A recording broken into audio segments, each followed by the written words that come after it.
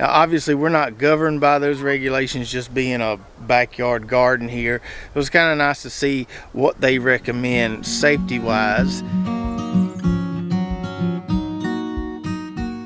What's up, Lazy Dog fam? Hope everybody out there is having a spectacular day. It is Saturday, January 21st here in South Georgia, and on today's video we're going to answer the burning question everybody's been wanting to know. Well, maybe not everybody, but some folks.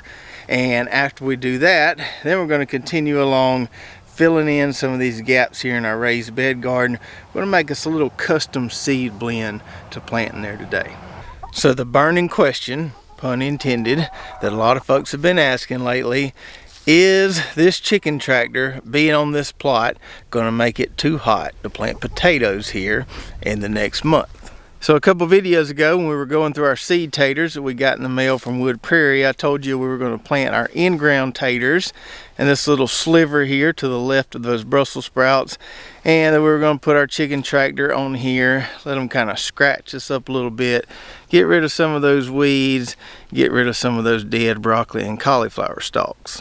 And so after we posted that video and posted a picture of the chicken tractor in this plot, especially on Facebook, we got a lot of questions saying, you know, that's not going to be too hot, that's not going to burn your plants that you're going to be planting in there pretty soon.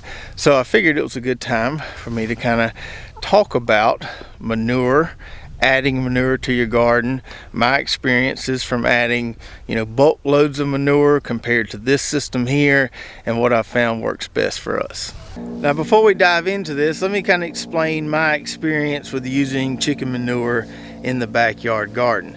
So I'm fortunate enough to have a good friend only 30 minutes down the road here, good friend all the way back from high school, that's got a pretty good sized chicken farm. I think he's got 8 or 9 real big chicken houses, and so I have access to all the chicken manure I want. Yeah, I've got to go get it, but I can go get chicken manure anytime I want it, and I have used a lot of that in the past. But I like this chicken tractor system a little better because it incorporates or uses cover crops, adds diversity to the soil, and it's kind of a whole, you know, ecological system there in place, as opposed to just adding chicken manure.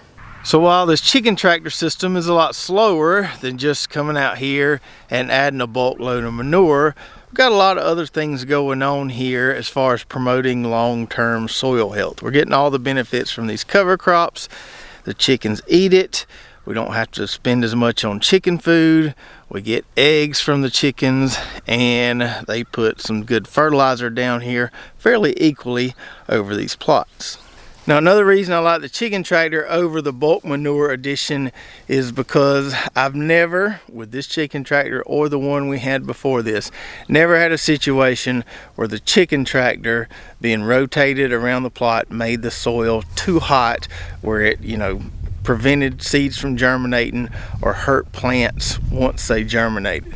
I have had situations where bulk manure has been applied too heavily and has harmed the plot somewhat. We'll talk about that more in a minute. But with the chicken tractor, moving it every day, even rotating it 2 or 3 times around a plot, never seen a case here at my homestead where that has been too much for the soil.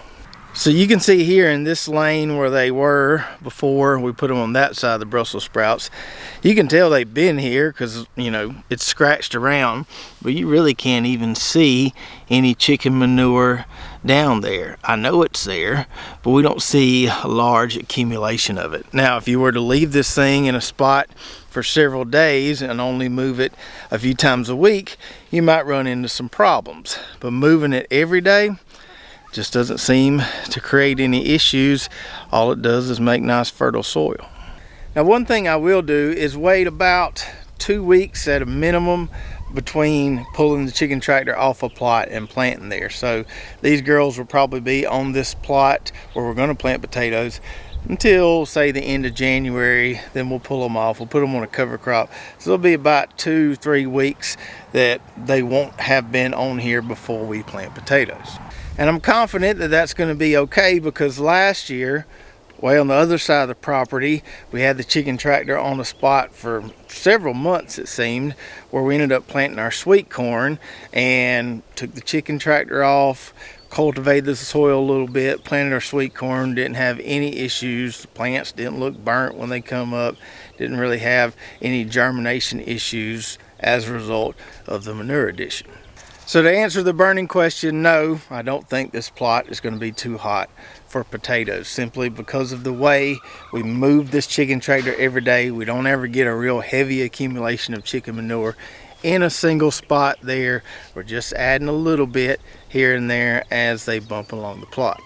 Now a side question to that would be, is this safe to do? Is it safe to plant in a plot just a few weeks after pulling chickens off of it?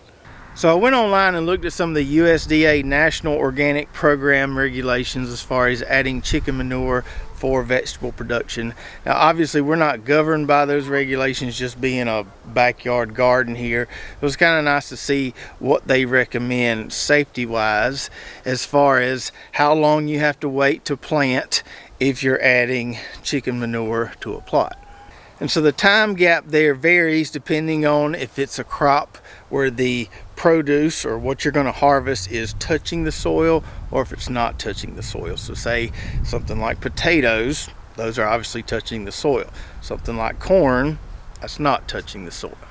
So based on these regulations, if the edible portion of the plant is not in contact with the ground, say corn, for example, tomatoes would be another example, you've got a 90-day window there. So you can't apply manure no sooner than 90 days before you intend on harvesting. Now if the edible portion of the plant is touching the ground, say for instance potatoes, you've got a 120-day window. So 90 versus 120 days, 90 days if the edible portion isn't touching the ground, 120 days if it is touching the ground. Now like I said, just being a backyard garden, we don't have to follow those rules and regulations, but I would say for the most part what we do is pretty close to those timelines given there. We may be inside those windows just a little bit, but not a lot. And we've been doing this chicken tractor system, eating groceries out of the backyard garden long enough to where we know there's not going to be any issues with our food the way we've been doing it. Now for your garden or your homestead, you can make that decision however you want to do it. You can add chicken manure as often as you like, as often as you feel comfortable with, but the way we do it here, moving them every day, pull them off a couple weeks before we intend to plant, seems to work just fine. Now before we go plant some stuff in the raised beds, I told you I'd talk about kind of my mistakes with using bulk manure. And the reason I thought about this, just the other day, had a buddy down the road ask me if I thought it was okay if he got a load of chicken litter and put it on his garden right now this close to spring. And I told him, yeah, I think it'd be fine, just don't put too much. So the mistake I have made in the past is dumping wheelbarrow loads of it on the garden and then spreading it out with a rake. I ended up with these hot spots on the plot, and if you get too much of it, the soil can almost become kind of anoxic. It just looks like it can't breathe and it just gets kind of mucky.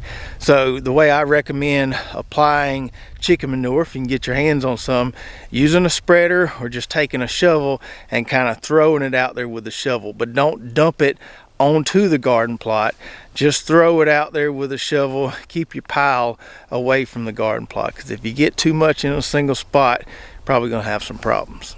So now that we've answered those manure questions, let's continue to fill in some of these gaps in our raised bed garden plot here. So a couple weeks ago, we planted some head lettuce in this plot.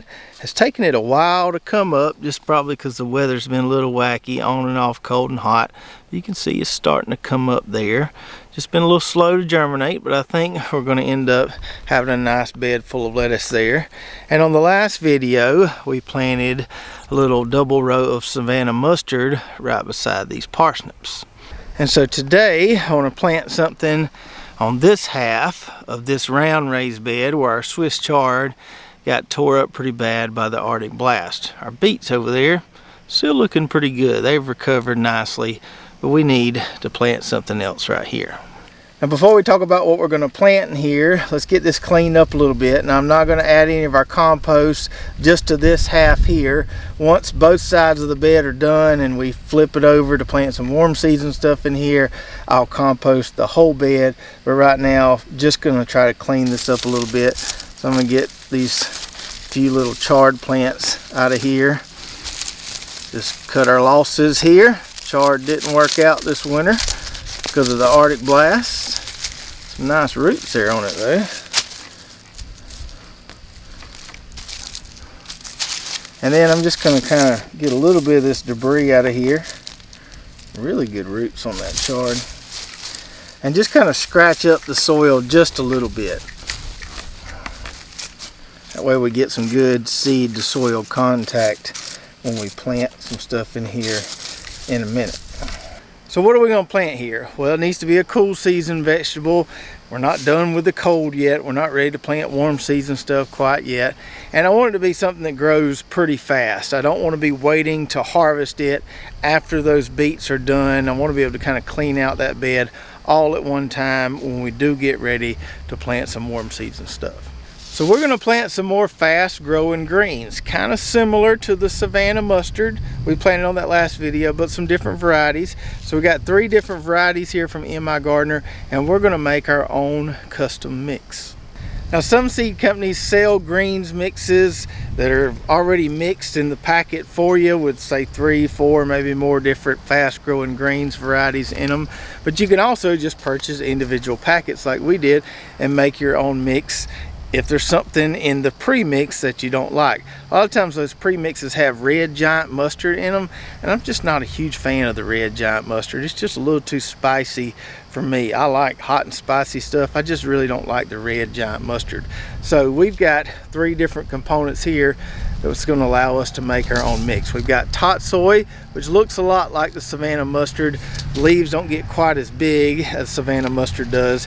We've got Mizuna. I really like Mizuna. If you've ever bought those kind of pre-mixed greens mixes, spring mixes at the grocery store, probably had Mizuna in it. And then we've got a red Mizuna here. I don't think I've ever tried the red Mizuna. I've eaten a lot of green Mizuna. And if you want to give any of these a try, or any of the seeds from MI Gardener, we do have a coupon code for them. So the website's migardener.com, and you can use the code LazyDogFarm to get 10% off your order. So let's make our mix here. Now I've got 2 packets of each component that we're going to use, or each variety we're going to use in the mix. I think each packet has 250 seeds. I don't know that I'll need both packets, but we'll see. We want to plant this stuff really, really thick. We want a nice dense patch of cut and come again greens. So let's put 1 packet of each in this bowl here and we'll see what we get.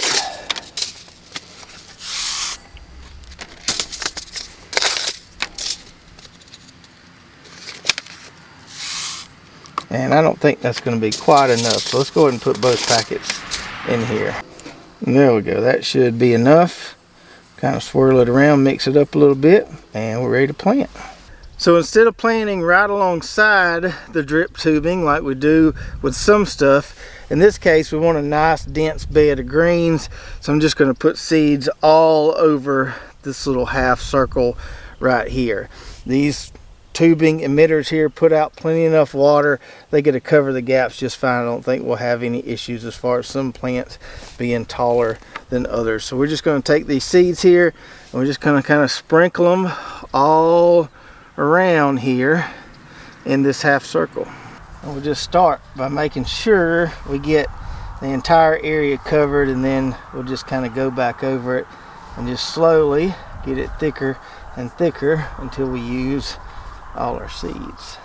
Now we've got all those seeds scattered around there, we need to cover them up. So for this I'm just going to use some Pro Mix I got from the greenhouse. I'm just going to lightly sprinkle this on top of the soil. This is just the easiest way to cover all those seeds at one time, just with a light dusting of this fluffy Pro Mix here.